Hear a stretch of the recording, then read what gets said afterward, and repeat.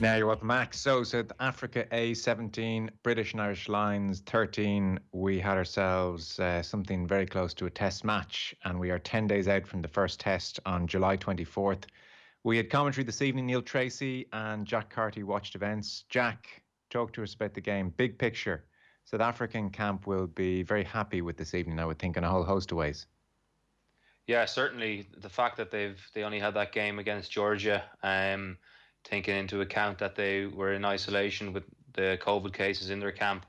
And I think, you saw the way that they set about their stall, their maul game, their kicking game.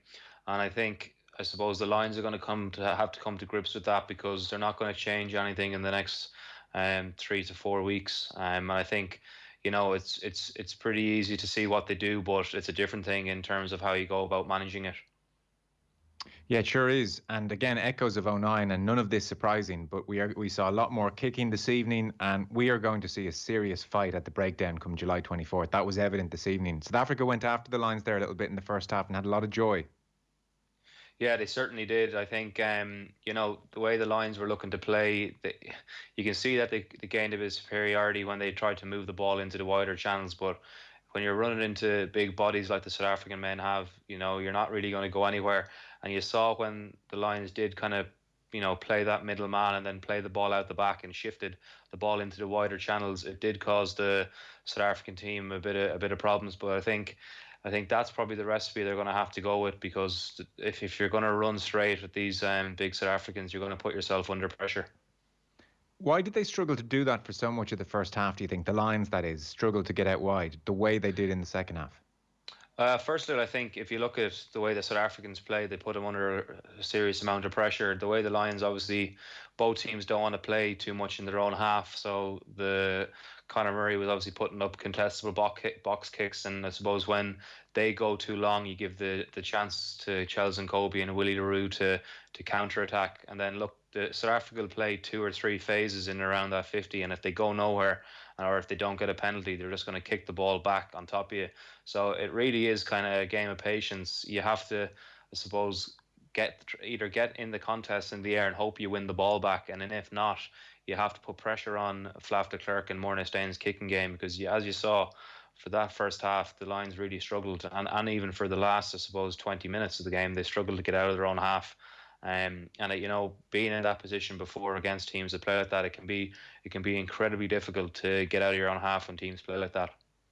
Yeah, Neil Treacy, on the point of the South African defence, it is worth letting people who didn't see the game know that 10 of the Lions' 13 points did come effectively against 13 men.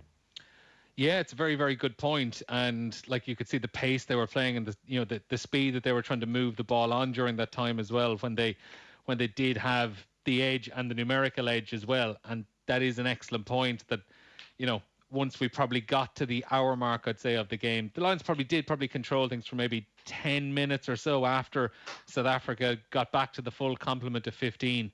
And in fairness, I do think as well, though, it was that period from probably about 30 minutes into the game to probably 65 minutes, that felt like full test level intensity.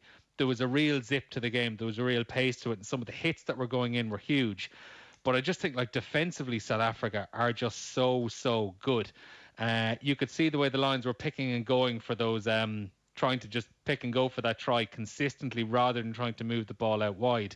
And South Africa just looked comfortably able to deal with it. Like, the Lions were just moving from left to right and from left to right again without ever really getting too close to the try line. And it was just tackle after tackle being made by South Africa. And maybe, I think, if it was a test match, I think maybe the Lions would have taken more chances. I think maybe the fact that it's a warm-up game, they're going in with a mentality and a game plan that they'll rigidly stick to, because they just want to go through it and see how it works, whether it's trial or error. I know in previous games at things like line-out, there were a couple of games where they were just consistently throwing the ball well over the top, and it wasn't always working, but they kept doing it, and they kind of got rid of it then after other games. So that's probably the one part of this game that I think you might not be able to read too much into, is that I think the Lions were making a lot of decisions tonight that they were only making because it was a warm-up game. Yeah. I mean, it must have been such a rude awakening for them, Jack, I suppose, to go from the games against the Sigma Lions and the Sharks twice to almost as Neil says, test intensity. That's quite a jump. Like, I'm not surprised in the first 10, 15, 20 minutes, the South Africans were on top. In some ways, it must have been a bit of an adjustment. If you're a Lions player and you've been used to a certain intensity, it would have felt like you were thrown to the, I was going to say thrown to the lines a little bit, which is the wrong way of putting it, but certainly thrown into the melting pot from, like we said, a low enough intensity. Yeah, massively so. Like you would have seen that the kind of the Lions had it their own way, and I suppose in them first kind of couple of games, it would have been almost a air complacency in terms of kind of turnovers, reaction speeds. The thing I suppose that may be a bit of a worry to the Lions is that you think of the players that weren't involved today. You see Khaleesi, Andre Pollard, Ute Lager, there's Mambipi, there's all these players to still come in and add a lot more quality to that South African team. So yeah, it'll be interesting to see kind of how they go about Saturday. But I agree with what Neil kind of said there. I think at the end of that first half, I suppose if it was a proper test game, you'd hope and you'd think that they would have maybe went for a scrum penalty, and with the numerical advantage that they did have, they would have kind of went for that option. But I think, as Neil said, they probably went out with a game plan and said we're going to try this and that, and maybe set the South Africans up for something different in the first test. Okay, so, well, even with that in mind, would you be more or less confident of Lions' success in this series based on tonight? It's a tough question because I think they probably didn't. They were probably unsure of what the South Africans were going to bring tonight. We spoke about their maul and their kicking game. I think the Lions are going to have to manage their kicking game in terms of how they manage to get out of their own half and then stop South Africa just pinning them back, because it's so suffocating. And then they don't do anything that inventive or that special, but what they do is they do it very, very well. They scrum well, they maul well, and when they carry with it like a ferocity that you saw that when they did it in the first half, they got easy access. So I think Warren Gatland will, I suppose, if he was looking back on this, he'd probably be happy with the fact that he got a proper run out against that which was probably a test side. He may be a bit worried in terms of what they're going to do to kind of counteract that South African game plan. What about you, Neil? I'd definitely be feeling less confident from a Lions point of view after seeing that. Like, I'll be totally honest, over the course of the last few weeks, I thought South Africa were going to look a lot rustier than they actually turned out to be.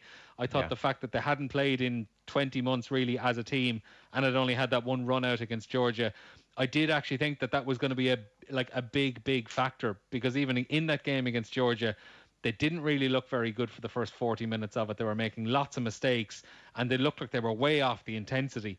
And then when you added in all the chaos from their COVID situation, where they've had more than 20 players plus staff testing positive, they haven't been able to train at various times.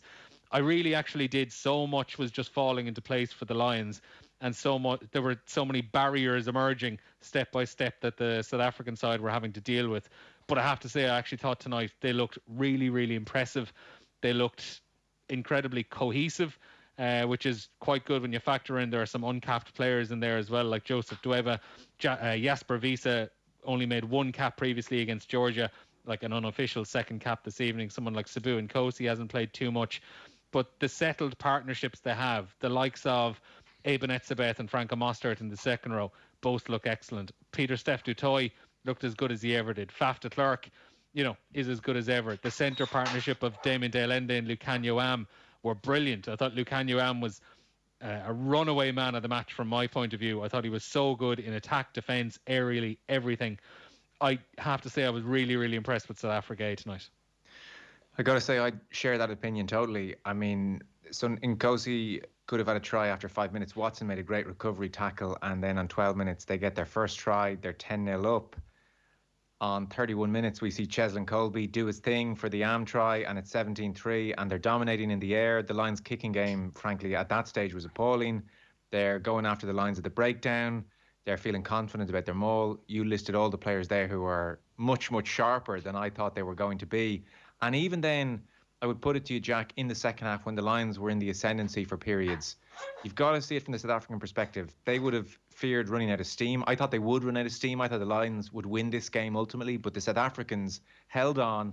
They maintained a degree of cohesion, even with the likes of De Allende off and Steph du Toit off. And, some of their bigger names off. So I would think they're sitting in that dressing room right now, South Africa, and they're saying all of the factors against us. We actually pitched up there in very good shape, and we held these guys out. And again, 10 of those 13 points against 13 men. I would think that is a psychological blow this evening for the Lions. 100%, and I think that's probably what Rassie Erasmus and Jack Newbear would have been speaking about. They would have been speaking before the game. Look, we've nothing to lose. We've had a COVID cases through our camp. We haven't been able to train. Let's go out. And I think that probably would have been a major motivation for them. I think probably the turning point in the game was Louis Rees-Zammit's when he went into touch, or his double movement. After that, the Lions didn't get a sniff. And it probably is quite worrying, the fact that the most promising bit of attack that the Lions have, as Neil said, was against 13 and 14 men.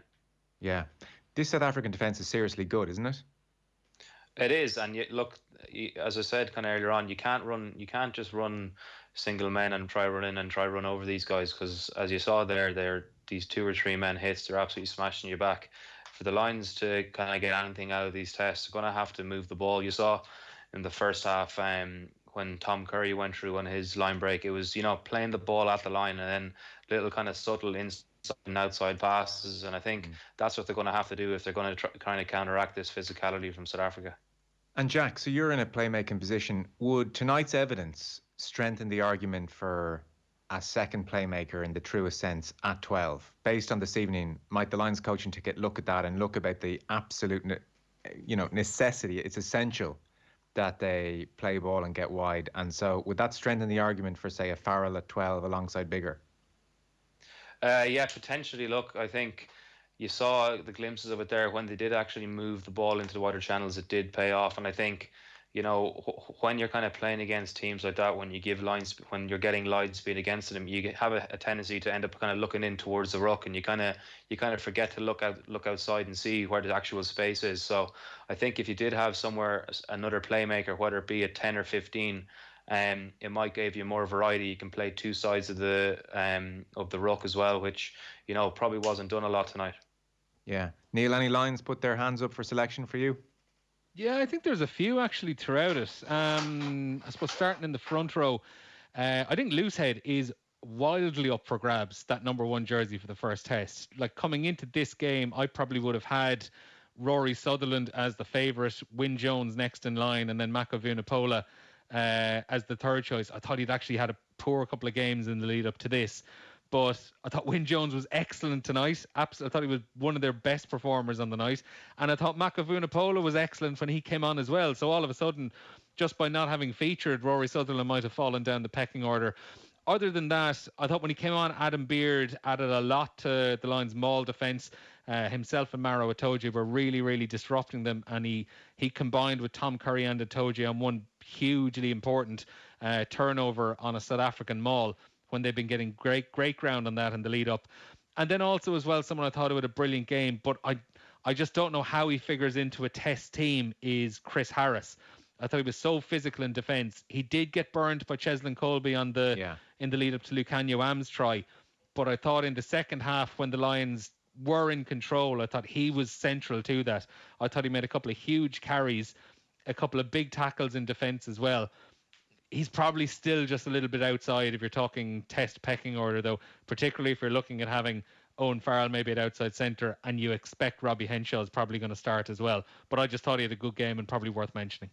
Okay. Anyone for you, Jack? Yeah, I thought Maro Itoje, his form coming into the game was, kind of a bit up and down. I thought he held his hand up, as you said. Wyn Jones, I thought, was very good. Chris Harris, we probably didn't speak about him a lot before the match, and as Neil said, I know he got burnt on that try. I think probably anyone in World Rugby would have got burnt, but I thought he was quite impressive. Tom Curry, I think he's probably nailed down for a test start now as well. Okay, very good. Well, fellas, thanks for the coverage this evening, Jack Carty and Neil Treacy. Much appreciated. The Lions coverage here in OTB Sports is brought to you with Vodafone, lead partner of the British and Irish Lions. So it's the Stormers on Saturday, and then suddenly we're counting down to the first test on July 24th. We'll take a short ad break. We have Dan McDonnell on the football show next.